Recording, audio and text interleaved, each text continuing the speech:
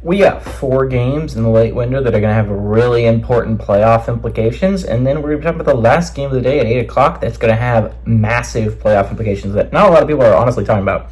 But let's start with our two 7:30 games. We've got number 10, Texas A&M, who's 7-1, jumping to South Carolina, who's 4-3. Texas A&M favored by 2.5 on ABC. Connor Weigman has gone 62-109, going for 782 yards, 3 touchdowns, 4 interceptions. Le'Veon Moss has had 119 carries for 757 yards and 10 touchdowns. Noah Thomas has had 22 catches for 343 yards and 3 touchdowns. Lord Norris Sellers has gone 88-140, thrown for 968 yards, 5 touchdowns, 4 interceptions. Raheem Rocket Sanders had 96 catches for 426 yards and 6 touchdowns. And Mazio Bennett Jr. has had 19 catches for 270 yards and 3 touchdowns. Texas A&M is 9-1 against South Carolina time. Last game did go to Texas A&M in 2023. Texas A&M is 2-1 when they travel to South Carolina. Beamer is 1-2 against Texas A&M all time. For South Carolina. Weird. Again, Beamer's the only one that's beaten Texas A&M. He's the South Carolina head coach to beat the Aggies. This is an interesting game, right? Because you're looking at it, there's 5 teams vying for an SEC title this year. Realistically speaking, you got 4 of an at-large candidates. LSU's obviously, I think, the kind of like the dark horse that could sneak in and steal a bid. I think they're the bid thief of the SEC. But I think the Aggies, again, have looked like one of the better teams in the conference. Again, the Aggies, if you're looking at schedule-wise, they don't have the hardest, right? They play South Carolina this week, kind of like an off week when they play New Mexico State. Then they play Auburn. Again, Auburn, I don't think is an awful football team. I'll say it. I don't think Auburn's as bad as their record indicates, but their record does indicate that that's not a great football team. That's a team you should beat if you're A&M. Then you finish the year with Texas. Obviously, Texas, massive game, massive playoff implications, massive SEC championship implications. But like outside of one hard game, 3 of the 4 SEC teams don't have that hard of a schedule, right? Texas plays Florida next week. They play Arkansas and Kentucky, and then they finish the game against A&M. Not to talk any crap against Arkansas, that is a really solid football team. Not to talk any crap against Florida, because I like my Gators, and I think they're a solid football team too. But again, not the most insane schedule down the stretch.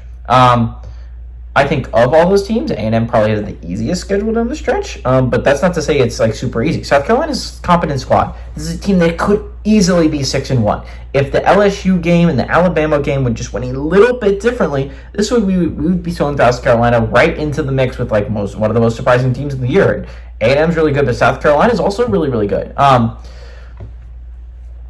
But unfortunately, those games did not go that way for the South Carolina Gamecocks. They went the opposite direction. And honestly, the LSU game might be the most heartbreaking loss of the year for them.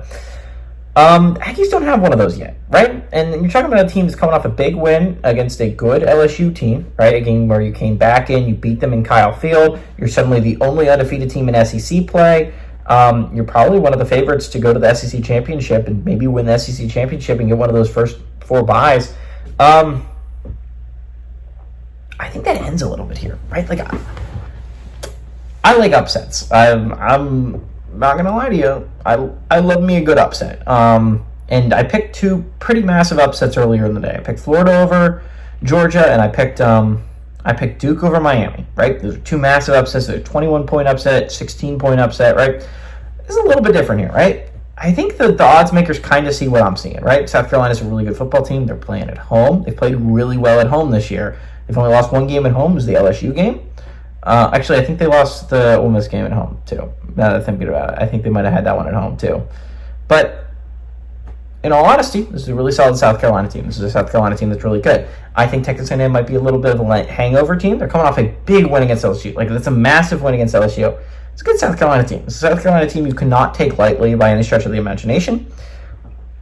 Could be a little tired coming off an LSU game. South Carolina's a good football team, a really good football team. I think they're a little bit underrated. I think they're playing some really, really good football right now that just no one's paying attention to because, again, the record's 4-3. But the Gamecocks are a good football team. I think we could be in for a little bit of shock here on ABC. We haven't seen Beamer. Like, we've seen a lot of decent upsets this year, right? Like, where we've seen a coach that's underrated, honestly. My biggest example is PJ Fleck. And I'd like Sam Pittman, right? These are 2 massive upsets this year, right? Head coaches that are consistently underrated and not appreciated for what they do with their small programs. I think Shane Beamer hasn't had that yet. I think Shane Beamer gets that this week. I like the Gamecocks at home to pull off a pretty massive upset and really shake up a top 10 ranking.